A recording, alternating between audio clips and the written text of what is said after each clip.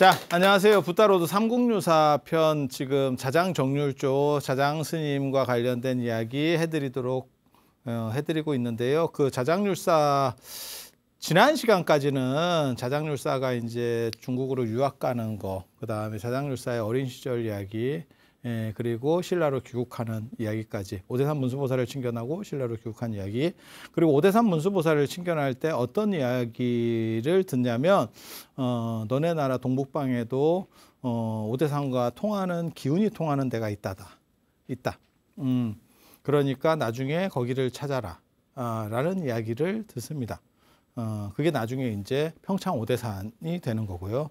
그리고 또 한 가지는 뭐냐면 그거는 원양선사한테 들었다는 설도 있고, 종남산 원양선사한테 들었다는 설도 있고, 태화지 용에게 들었다는 설도 있고, 뭐 여러 가지 조금 다양한 이야기들이 있는데, 그건 뭐냐면 이제 구축목탑을 건립하면, 황룡사의 구축목탑을 건립하면 주변 나라들을 전부 누르고 이제 어떻게 보면 패자가 될 수 있다 라는 이야기. 그러니까 불교를 통해서 한 단계 나은 국가 체계를 정비하고 안정시킬 수 있다 라고 하는 이야기도 들었다. 그게 나중에 이제 황룡사의 구축목탑을 건축하게 되는 이야기고, 또 한 가지는 이제 오대산 자장률사의 거점은 두 곳입니다. 우리나라 한반도 안에서의, 중국에서의 거점은 장안가 그러니까 종남산이라는 섬서성 쪽이었고요. 그리고 지난 시간에 말씀 안 드렸는데 아마 태백산 쪽에도 갔을 겁니다. 그래서 나중에 태백산 정암사와 관련된 이야기들이 나오게 되는 거고요. 그건 같은 종남산 위쪽으로 쭉 올라가면 거기 진령산맥 쪽에 태백산이 있어요. 그래서 아마 갔지 싶어요. 간 기록은 존재하지 않습니다. 그런데 태백산을 찾는 걸로 봐서 간 것 같습니다. 그런 정도 추정을 해볼 수가 있고, 또 한 군데는 중국 산서성 오대산입니다. 그러니까 섬서성 쪽과 산서성 쪽이 자장률사의 흔적이 제일 많이 나타나는, 그래서 산서성 쪽에서는 오대산에 가서 문수보살을 칭견한 얘기, 그 다음에 저 섬서성 쪽에서는 서면 서쪽에 있다 그래서 섬서성이에요.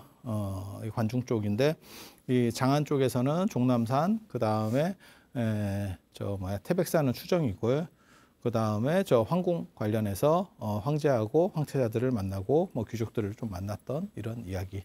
그러니까 그 두 군데가 중국에서의 메인이고요. 그 다음에 우리나라에서는 이제 경주하고 울산, 그 다음에 양산까지, 그러니까 수도권, 경주와 수도권 지역이 한쪽이 있고요. 그다음에 또 하나는 이제 동북 쪽으로 올라와서 명주 지역. 나중에 명주입니다. 이때는 하슬라고요. 나중에 이제 통일신라 되고 나서 명주로 개칭이 되는데, 명주 지역이 어디냐면 평창 오대산, 그 다음에 거기 수타사, 평창 수타사도 개창을 하거든요. 수타사도 개창을 하고, 수타사가 아니고 수다사입니다. 그 동네가 물이 많은가 봐요. 그러니까 수학리에 있는 사찰이에요. 지금도 수학리에 있는 사찰. 지금 폐사됐습니다. 그리고 나중에 이제 정암사, 태백산 정암사, 지금 한백산 정암사예요. 정암사, 그 다음에 더 동쪽으로 가서 강릉의 한송사, 거기를 한송정으로 저는 추정을 하거든요. 그래서 그렇게 있고, 그 다음에 자장이 뭐 왔다 갔다더라 라고 하는 데는 되게 많습니다.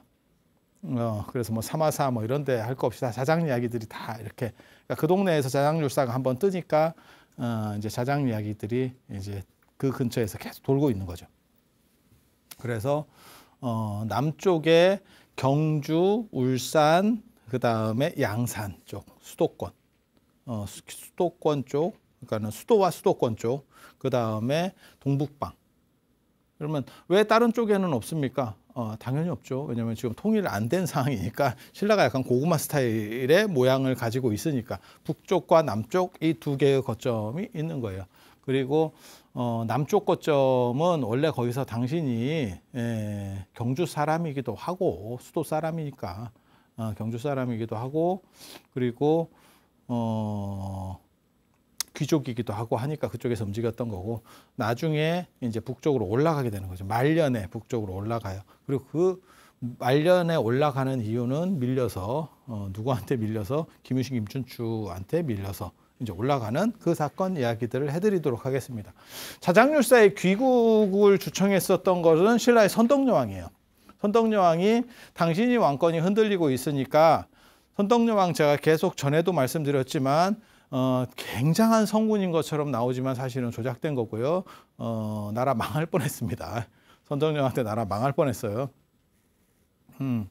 그래서 자장률사 때도 나오죠. 문수보살이 뭐라고 얘기하냐면 너네 나라 왕은 그게 황룡사 구축목답조에 나옵니다. 너네 나라 왕은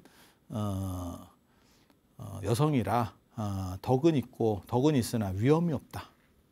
이렇게 나옵니다. 그래서 그런 부분들을 약간 이렇게 커버를 해주려면 황룡사 구축목답 같은 게 필요하다라는 얘기를 해줘요. 그래서 문수보살이 직접 뭐 그런 얘기를 하는데 뭐 그랬겠나 싶은 생각이 있어요. 그거는 왕권을 강화하기 위해서 자장계에서 퍼뜨린 얘기가 아닌가 싶어요. 자장률사가 직접 했다기보다도 자장계에서 나중에 퍼뜨린 이야기고 실제로는 종남산에서 원양선사한테 들었다. 그건 찰주본기에 나오는 얘기거든요. 황룡사 구축목답 찰주본기에. 그래서 아마 원양선사설이 맞을 겁니다. 맞을 겁니다. 그래서 원양선사한테 그걸 들었고 신라 안에서도 안홍이라고 하는 그 금당사 흑륜사 금당 십성의 안홍으로 나오는 그 안홍이 동도성립기라고 한 데도 그 구층탑을 건축을 하면 주변 나라들을 조복받을 수 있다라는 이야기가 있어요. 그러니까 중국이나 우리나라에 좀 있었던 돌았던 이야기인 것 같아. 약간 도참 비슷하게. 그걸 하면 뭐 좋다더라. 이런 식의 이야기가 좀 돌았었던 것 같아요. 그래서 중국에서는 아무튼 원양선사라고 하는 사람 누군지 모릅니다. 원양선사가 누군지 모릅니다. 거기 딱 한 구절 나오기 때문에 그게 누군지 종남산에 있었던 잘 나가는 스님이었을 거예요. 왜? 자장이 찾아가서 만날 정도니까. 그리고 그 얘기를 귀담아 들을 정도니까. 그런데 그 뒤로는 뭐 별로 당대에 좀 잘 나가다가 끝난 스님 정도인 거예요. 그래서 왕권이 흔들리고 있으니까 그걸 도와달라라고 해서 자장률사를 귀국시키게 되고 그리고 자장도 그 의미를 정확하게 압니다. 그래서 사신과 같이 돌아오게 되는 거고 그리고 경주로 돌아왔기 때문에 당연히 오대산을 거칠 수는 없고 그런데 오만진신조, 대산 오만진신조에는 마치 자장률사가 오자마자 오대산으로 간 것처럼 불가능합니다. 당항성으로 돌아오는 게 아니고 당항성이 지금 경기도 화성이에요. 그쪽으로 들어오는 루트를 타고 오는 게 아니고 울산으로 들어오면 왕을 만나기 전에 왕이 지금 돌아오세요 해서 왔는데 왕을 만나기 전에 잠깐만요. 오대산에 좀 갔다 올게요. 한 3개월만 기다려주세요. 말 같지도 않은 얘기입니다. 그거는 철저하게 오대산 입장에서 오대산을 띄우려고 하는 기록이라고 보시면 돼요. 그래서 자장률사가 분황사에 있다가 황룡사에서 7일 동안 보살 개본을 강의를 해요. 도대체 어떻게 7일을 했는지는 잘 모르겠는데 뭐 주야 7일이라고 나오는데 할 만한 내용이 그렇게 없어요. 어떤 개본인지 정확하게 모르겠는데 그게 무슨 뭐 법만경인지 뭔지 뭐 모르겠어요. 근데 그렇게 이게 보살 개본 강의라는 게 계율과 관련된 게 법조항이기 때문에 설명할 게 철학적인 내용이 별로 없다니까. 그건 그래요라고 밖에는 없어. 뭔 뜻인지 아시겠어요? 법조항에는 철학이 없다니까. 법은 명료해야 되는 거예요. 거기에 해석의 여지가 이렇게도 되고 저렇게도 되고. 야, 그러면 이거 국가를 어떻게 해? 계율도 마찬가지예요. 살생하지 말라. 뭐 그러면 끝인 거지. 거기에 살생을 잘 가려서 해라. 그러면 이제 어디까지 가려야 되나요? 이게 나오기 시작하는데 그렇게 되는 게 아니야. 근데 그걸 뭘 일주일 동안 했는지 나 정확하게 모르겠는데 아마 중국 갔다 온 얘기, 뭐 황제 얘기, 뭐 이런 얘기를 막 했을 것 같아요. 이제 당신의 권위를 어느 정도. 왜냐하면 당신이 진골 출신이긴 하지만 중국에 갔다 온 사이에 자기 자리가 다 묻혔죠. 없죠. 그러니까 거기서 당나라 후왕을 잇고 그다음 중국 불교의 뭔가 발전된 걸 가지고 내 자리를 만들어내야지. 그래서 보살개본을 강의하니까 운무가 끼고 감노비가 내리대요. 쫙 이렇게 하고 그래서 그걸 이적이라고 사람들이 생각을 해서 상황이 반전해. 저 스님 뭔가 대단한 것 같다. 이러면서 여론이 반전하고 결국 황룡사 주지로 들어가기 시작합니다. 그리고 선덕여왕이 이제 국통을 대국통, 그러니까 통이 짱이라는 뜻입니다. 학교 짱, 학교 통. 승통, 국통 이러는 거예요.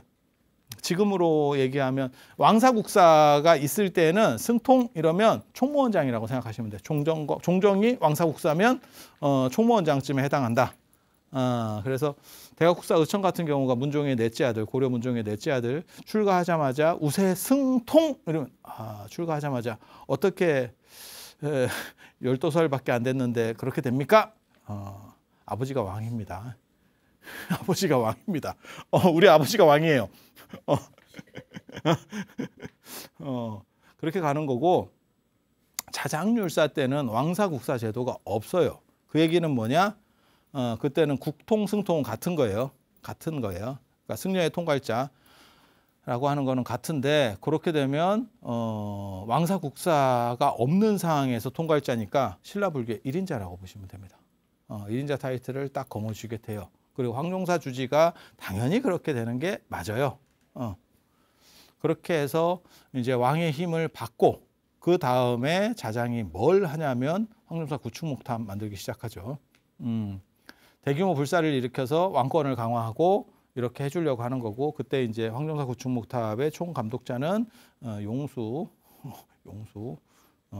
나오죠. 그게 김용춘이라고도 하는 김춘추 아버지가 감독자가 되고, 그래서 그쪽까지는 어떻게 보면 약간 이렇게 우호 세력으로 우호 지분들을 만들어 가는 것 같아. 요즘 그 주식 그 외국 사모펀드 이렇게 해서 뭐 기업 사냥할 때 우호 지분을 어떻게 만드느냐, 그런 비슷해요. 그래서 이제 연합들을 시켜가기 시작하는 모습들이 좀 보여요. 그렇게 해서 황룡사 구축목탑 만들게 되고, 신라로 귀국한 뒤에 황룡사 구축목탑 만들게 되고, 그 다음에 중국에서 가지고 온 그러한 기준들을 통해서 신라 불교의 틀을 만들어냅니다. 그리고 계율을 강조해서, 그러니까 스님들이 어떻게 계율적으로 살아라가 아니고 그렇게 지키는지를 아예 관리를 파견해서 계속 지켜봐요. 너네 그렇게 잘 살고 있어? 그렇게 해서 완전한 틀을 만들고 어떻게 보면 국가불교를 만들어내요. 국가불교를. 그리고 그 과정에서 10집 중에 9집이 불교를 믿었다더라 라고 나옵니다. 이게 자장의 역할이에요. 그리고 자장률사, 제가 지난 시간에 얘기할 때 자장률사가 어떤 절에서 출가했는지, 은사가 누군지 잘 나타나지 않는다. 그게 약간 야매 성향이 있다, 이런 이야기인데, 그렇게 될 수밖에 없는 게 신라불교가 어떤 틀이 없으니까 자장만 그랬겠냐고. 그리고 자장도 당신이 그렇게 하면서 그 문제의식을 정확하게 인지하고 있는 거지. 그러니까 그런 틀을, 중국적인 것들, 선진적인 것들을 갖다가 그 틀을 샥 입혀버리는 거죠. 그렇게 하니까 이제 좀 문제 있는 것들이 전부 사라지면서, 전부까지는 안 사라졌겠지만, 그리고 관리를 파견해서 이걸 감시를 해버린다니까. 국가 차원에서. 그렇게 감시를 하니까 무슨 일이 벌어지냐, 불교가 이제 풍속을 교화하는 쪽으로, 정화하는 쪽으로 긍정적으로 작동하기 시작해요. 그러니까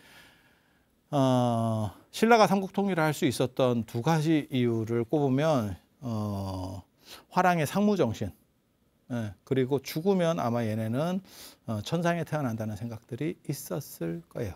그렇게 전투 시에 죽으면. 그거는 무사도가 발전한 데는 다 있어요. 이게 없으면 두려워서 막 치고 못 나갑니다. 그래서 죽으면 천국 간다 라고 하는 생각이 있는 거고, 하나는 불교적으로 전체를 구심점으로 통합시키는 거예요. 단합시키는 거지. 그리고 그것의 유형적 상징이 뭐냐면 황룡사 구축목탑. 무형적인 게 계율입니다. 그리고 황룡사 구축목탑을 만들고 그 다음 해에 황룡사 구축목탑 만들고 그 해 가을에 통도사 계단을 만들어요. 그래서 이제 정비 더 구체화시켜 나가기 시작하죠. 그 다음에 이제 선덕여왕 16년에 선덕여왕이 1월에 죽어 사망을 하기 때문에, 그래서 자장률사가 그렇게 해서 많은 부분들의 역할을 하는데, 문제는 그 당시 역사의 흐름은 어땠었냐면, 선덕여왕이 너무 좀 헛짓을 많이 했고, 그러니까 그 과정에서 선덕여왕의 헛짓을 이렇게 보충해 주는 과정에서 김유신, 김춘추 세력이 너무 커진 거죠. 그래서 선덕여왕 말년에 가면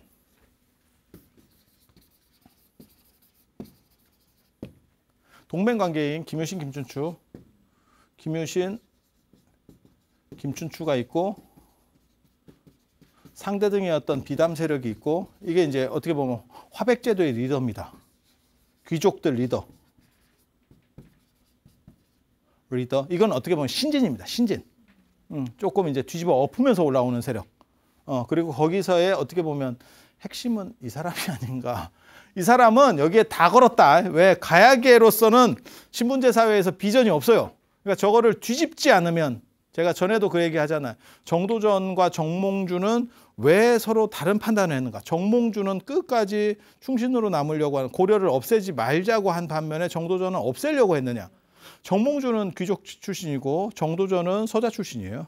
그러니까 판을 안 바꾸면 자기는 맨 꼭대기까지 못 올라가. 그러니까 이 사람은 새로운 나라를 만들어서 판을 쓸어버리면 경기룰을 바꾸는 거예요. 그러면 내가 올라갈 수 있지. 기존의 경기룰 안에서는 내가 서 있을 자리가 없어요. 김유신도 똑같은 상황입니다. 기존의 신라라고 하는 기본 틀 안에서는 내가 올라갈 수가 없어. 그러니까 저걸 다 틀어가지고 드디어 중대신라, 그러니까 통일신라가 만들어지면 어떻게 보면 저 김춘추부터 중대신라거든요. 그런 식으로 새로운 완전히 나라가 바뀌는 건 아니지만 시스템이나 혈통이 바뀌어버리면 자기 입지가 훨씬 강력해지죠. 그래서 이쪽은 어떻게 보면 이 사람이 강하죠. 김춘추만 있었으면 비담한테 졌을 수도 있어요. 김춘추가 머리가 좋아도 이 화백제도의 수장인데 그리고 불교 쪽의 자장입니다. 이게 선덕여왕을 바치는 축이거든요. 근데 이쪽 세력이 너무 강력하게 치고 올라오니까 다음 왕이 얘가 되는 거 아니야? 라고 하니까 비담이 선제 공격을 하죠. 그래서 그게 비담과 염종의 난이라고 하는 거고 선덕여왕 16년 1월에 있었던 비담과 염종의 난이고 저거를 전에도 제가 말씀드렸어요. 저게 명할산성에서 시작을 한 건데 반월성에 있는 김유신이 말도 안 되는 힘으로 이게 도대체 뭔가 싶은 이게 가능한가?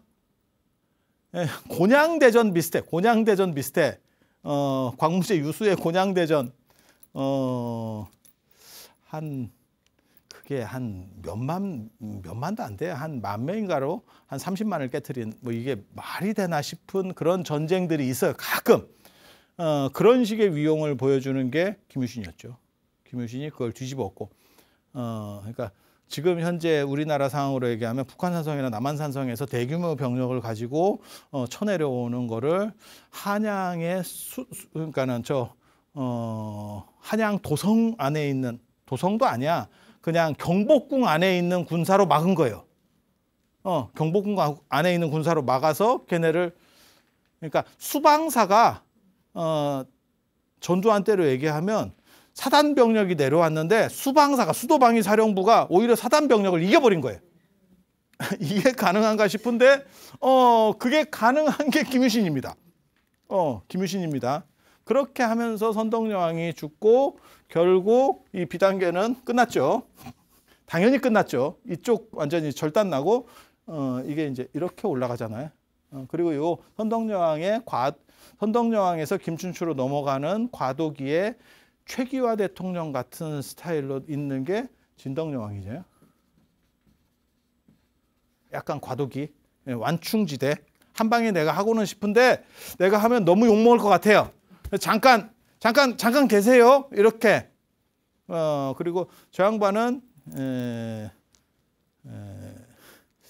성향상 약간 이제 시키는 대로 해야 될 것 같은 왕인데 눈치를 조금 봐야 될 것 같은 마지막 고려 마지막에도 그거 나온다. 맨 마지막에 우왕차왕 있고 홍양왕 나오면 이성계한테 뭐라고 얘기하냐면 우리 대연정 하면 안 돼요. 같이 연합해서 같이 하면 안 돼요. 이런 얘기하거든. 왜 그랬을까요? 죽을 것 같죠. 죽을 것 같죠. 지금 왕이 문제가 아니고 죽을 것 같죠. 신하랑 같이 하시면 안 됩니까? 반갑다 친구야 해드릴게요. 야 이거 조금 그렇긴 한데 일단 살아야죠. 살아야죠. 그래서 그런 식 비슷하게 뭔가 판이 이렇게 흘러가니까 이 사람은 끝났고 자장은 선덕여왕을 지지했는데 이게 구세력이 돼요. 이쪽은 이제 어떻게 보면 신세력이잖아. 그러니까 자장이 또 이 밑으로 들어가기도 애매하고,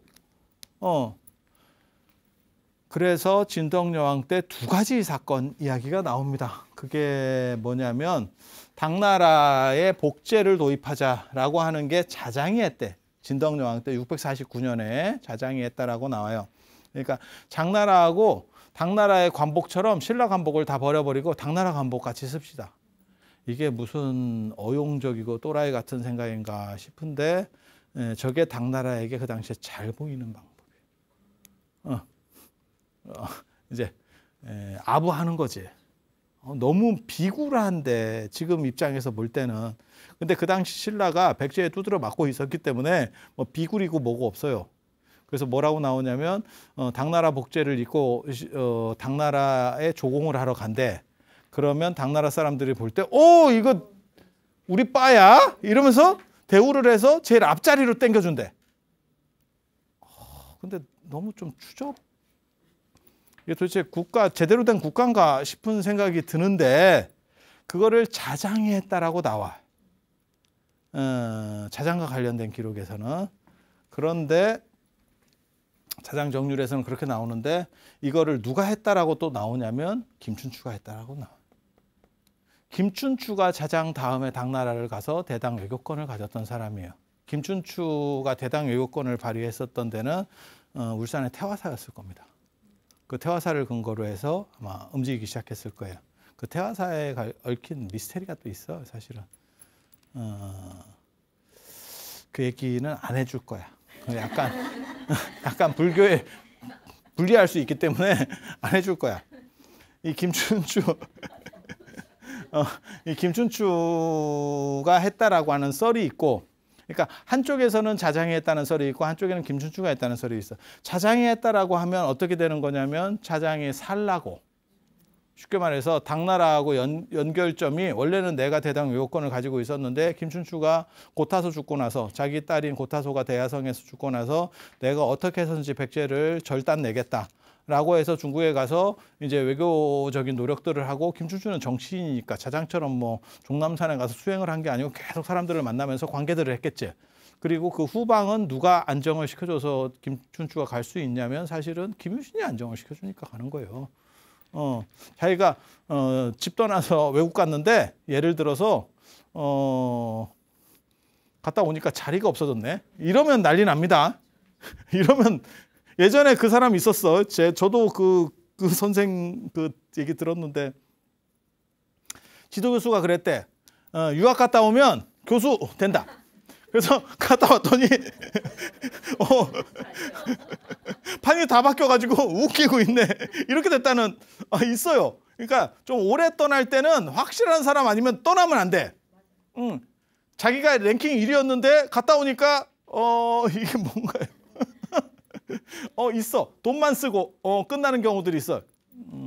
그래서 저 김춘추가 대당 외교권을 가지고 자장하고 경쟁을 하고 있었고, 그게 요 기록 아니냐라고 보는 거예요. 그래서 김춘추가 대당 외교권을 만약에 당나라의 복장을 입는 거를 자장이 주장을 했다면 어떻게 보냐면 김춘추가 치고 올라오니까 자장이 김춘추를 방어하면서 자기의 위치를 계속 공고히 하기 위해서 진덕여왕 때, 선덕여왕 때는 자기 위치가 공고했는데 진덕여왕 때 흔들리니까 그러려고 좀 쉽게 말해서 딸랑거리려고 했다라고 평가를 할 수 있는 거고, 김춘추가 했다라고 하면 자장을 뭉개고 김춘추로 완전히 세력이 넘어가고 있어. 대당 외교권이 넘어가고 있어. 이렇게 해석할 수 있어요.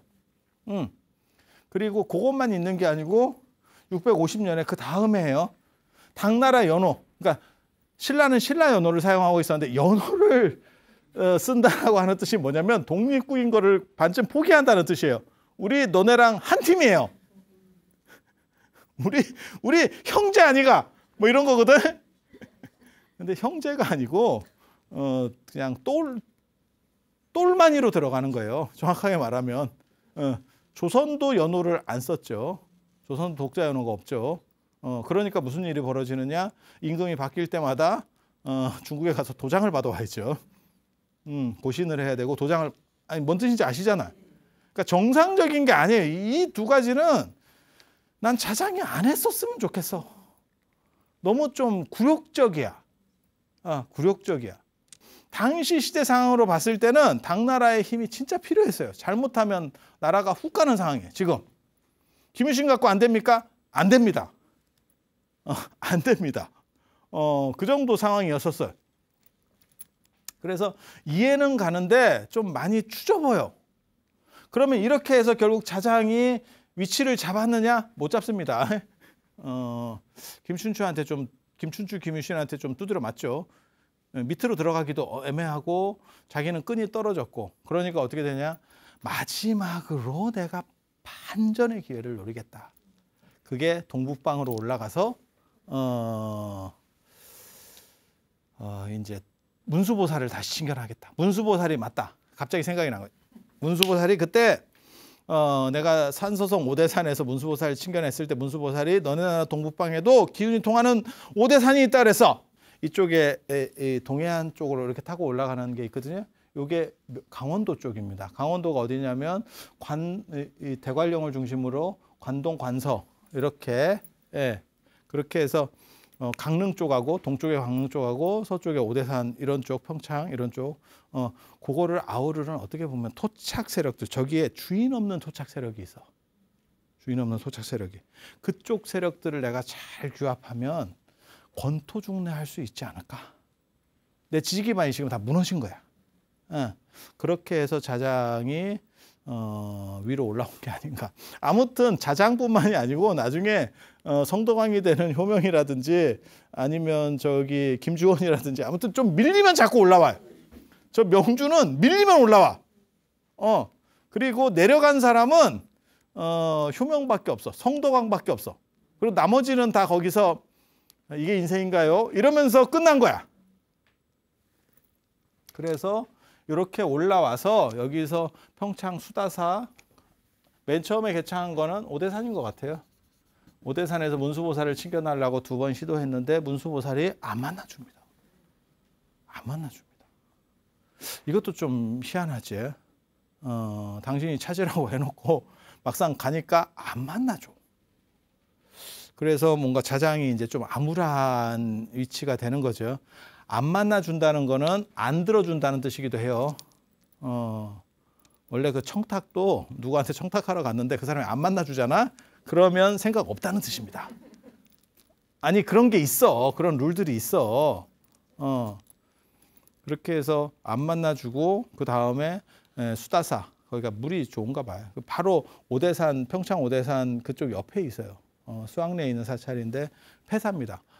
그쪽에서 이렇게 절을 짓고 자는데 꿈에 문수보살이 나타나서 대송정에서 보자 라고 했대. 대송정이 어딘지 잘 몰라. 그래서 이렇게 어딘지 알고 있었어. 상황으로 봤을 때는. 그게 아마 올 때 강릉을 통해서 대관령을 넘어가거든요. 그래서 강릉 쪽으로 다시 간 것 같아요. 이쪽으로 왔다가 여기서 쉽게 말해서 뺀찌를 맞고 이쪽으로 다시 간 것 같아요. 저는 그 대송정을 한송사라고 봅니다. 한송사 지금 공군기지 안에 있어서 폐사입니다. 거기도 폐사 한송사. 그래서 소나무가 이렇게 나오는 거는 지금도 강릉은 소량강릉 이렇게 가거든요. 거기서 문수보살을 진짜 만나요. 만나. 그리고 나서 문수보살이 그냥 잠깐 보고 뭐라고 얘기하냐면 갈반지에서 다시 보자. 이렇게 얘기를 해. 갈반지에서 다시 보자. 그렇게 해서 끝나고 그 한송사나 한송정이나 이런 데는 뭐 새가 나르지 않고 뭐 이런 얘기들이 나와요. 그러니까 거기는 신성한 곳이다. 그래서 한송사가 굉장히 좀 괜찮은 절이었던 것 같다 이런 생각을 하는데 지금은 못 들어가. 민간인 통제구역에 공군기지 때문에 못 들어가. 그리고 한송사지 그 보살상이 춘천박물관에도 있고 그 다음에 강릉 오죽헌에도 일부가 있고 이렇게 돼 있어요. 오죽헌 쪽에도 그리고 그렇게 돼 있고 그 다음에 그 갈반지에서 보자. 그 갈반지가 어디냐면 칡들이 엉켜 있는 곳. 갈레사라고도 합니다. 나중에 정암사입니다. 그래서 그게 어딘지를 몰라서 자장이 이렇게 가고 있는데 뱀들이 이렇게 엉켜 있더래. 뱀이 햇빛을 쬐거든. 언제나 뱀이 이렇게 보면 자다가 일어나면 나와서 기 나와가지고 햇빛 해갖고 몸 온도 좀 높이고 나서 움직이거든. 그래서 뱀들이 그렇게 이제 바위 위에 있었는가 봐. 그 바위 밑에 있는 절이 성남사예요. 바위 밑에 절. 그게 정암사입니다. 깨끗한 바위 절이라고도 하고 그 다음에 바위 남쪽에 있는 절이라고도 하고 그리고 원래 갈레사예요. 갈반지 사찰이라 해서 갈레사라고도 하고 다 같은 이름이에요. 같은 이름. 그래서 그 뱀이 그렇게 서로 엉켜 있는 걸 보고 여기가 갈반지다 라고 해서 거기다가 조그만 건물을 짓고 문수보살이 내려오기를 기다리고 있었대. 그때 하루는 영감님이 삼태기에다가 다 이제 꾀죄죄한 영감님이 삼태기에다가 죽은 개를 넣고 삼태기에 넣어가지고 딱 와서 하는 얘기가 자장을 보러 왔다 라고 얘기를 했대. 그랬더니 자장을 모시는 어떻게 보면 스님, 쫄 스님이 내가 여지까지 우리 스님을 모시면서 단 한 번도 이름을 부르는 경우를 본 적이 없다. 도대체 이게 뭐 하는 사람이냐? 그러니까 예를 들면 뭐 큰 스님 뭐 이렇게 해야 되는데 아랫사람처럼 내가 자장을 보러 왔다 이러니까 그게 성립이 안 된다라고 해서 그랬더니 그 영감님이 자장한테 가서 직접 말을 해봐라. 그랬더니 자장이 뭐라고 얘기하냐면 제정신이 아닌 놈인 것 같다. 라고 했대요. 그랬더니 요 영감님이 그 얘기를 듣고 아상이 있는 사람. 나를 볼 수 없다. 뭔 소리인지 못 알아듣겠어요. 그때도 아상이라는 게 지금 아상 공부하다 이런 표현으로 썼는지 느낌상으로는 그런 것 같아요. 그래서 자기를 높이고 쉽게 말해서 눈높이가 높아진 놈은 나를 만날 자격이 없다. 그래서 그 죽은 개를 이렇게 삼태기를 뚝뚝 터니까 그 개가 살아나서 푸른 사자가 됐대. 그래서 그 사자를 타고 이렇게 올라서 문수보살로 싹 변신해서 남쪽으로 내려갔대. 그 이야기를 애가 쫓아가서 자장 스님한테 전하니까 자장이 그 얘기를 듣고 튀어나왔더니 이미 저쪽으로 남령으로 넘어가고 있더래. 남쪽 고개로 넘어가고 있더래. 그래서 그걸 같이 가입시다라고 하다가 여기서 이제 두 가지가 나오는데 그게 운신하고 사신이거든요. 쉽게 말해서 떨어져서 죽은 거예요. 저 정암사 그 탑이 있는 쪽에서 떨어졌나 어딘가 떨어져서 아무튼 돌아가시는 거예요. 그게 실족인지 아니면 진짜 나는 다 끝났다. 문수보살에게도 이제 버림받고 다 끝났다라고 해서 투신인지는 모르겠어. 그러니까 운신과 사신으로 나오는데 사신이면 투신이에요. 그다음에 운신이면 약간 실족 느낌이 좀 더 강하고. 그 덕분에 시신이 온전하지 못해. 높은 데서 떨어져서 이게 이렇게 된 거예요. 그래서 화장을 하게 되는 거예요. 그리고 그 화장한 데를 정암사 뒤쪽으로 한 1km 정도 가면 거기 조전이 있어요. 조사전이 있는데 그쪽 동굴 안에다 모셔요. 돌로 된 어떠한 이렇게 구멍이 있는가 봐. 거기다가 그 화장한 뼈를 모셨다. 그리고 정암사 사적기에 보면 그 뼈를 만지면 극락에 간다. 손을 넣으면 자장뼈가 만져진대. 그리고 거기에 조사전이 만들어져요. 나중에. 조사전이 만들어져요. 정암사 사적에는 뭐라고 나오냐면 자장율사가 단순히 떨어져서 죽은 게 아니고 약간 미화되는 예가 나와요. 미화되는 예가 나와. 그래서 이거 되게 재밌어. 문수보살을 따라가는데 그냥 따라가는 게 아니고 유체이탈을 해서 가. 그래서 제자한테 뭐라고 얘기하냐면 내가 몇 달 동안 뒤에 올 테니까 내 몸을 잘 지켜라. 이렇게 해서 유체이탈을 해서 갔대. 유체이탈을 해서 쫓아갔는데 나쁜 놈들이 와가지고 그 동네에 나쁜 놈들이 와서 죽은 시체를 저렇게 모셔놓는 게 정당하냐? 라고 계속 이의 제기를 해가지고 화장을 했대. 화장을 했대. 그래서 자장률사가 몇 달 뒤에 와보니까 이게 뭔가요? 이게 뭔가요? 라고 해서 끝났다. 이 이야기는 뭘 알 수 있냐면 자장에 대한 반대 세력이 그쪽까지도, 그러니까 쉽게 말해서 김춘추, 김유신한테 밀려갖고 왔는데 뭔가를 좀 세력을 규합해서 동북쪽의 세력을 규합해서 뭔가를 해보려고 했는데 해보려고 여러 군데를 다닌 거예요. 대관령 너머를 왔다 갔다 하면서 강릉까지 이렇게 왔다 갔다 하면서 여러 군데를 찍고 다녔는데 세력 규합이 잘 안 되고 결국 그 동네 사람들에게 약간의 배신을 당하면서 가는 게 아닌가, 아니면 김윤신, 김춘추가 또 사람들을 보내서 뭔가를 이렇게 해가지고 저거 위험하다라고 생각을 해서 하는 게 아닌가 라는 정도의 관점들은 제기를 해볼 수 있는 정도는 돼요. 그게 그래서 자장률사가 맨 마지막에 그렇게 돌아가셨는데 제가 그 얘기를 하잖아. 그런데도 불구하고 김유신, 김춘추가 삼국 통일을 하고 하는 과정에서 황룡사의 신경을 못 써서 황룡사는 계속해서 자장계가 가지고 있었던 것 같다. 그러니까 원효나 의상이 나와도 황룡사로 못 들어가더라. 그러니까 정상적으로 삼국통일 시절이 아니면 당연히 경쟁자를 제꼈어도 그쪽 세력도 어느 정도는 청소를 해야 되는데 거기까지 신경을 못 썼던 것 같아요. 그래서 의상이 나중에 부석사로 가고 황룡사 쪽으로는 오지도 못하고 의상의 인생은 약간 야은 길제처럼 제자들이나 가르치고 이러다가 그 제자들을 가르치니까 제자들이 또 이렇게 커져가지고 바쁘면 제자를 둘 수가 없습니다. 뭘 가르치기는. 그렇게 되면 오히려 당신은 뜨는데 밑에는 좀 소원해지기가 쉽거든.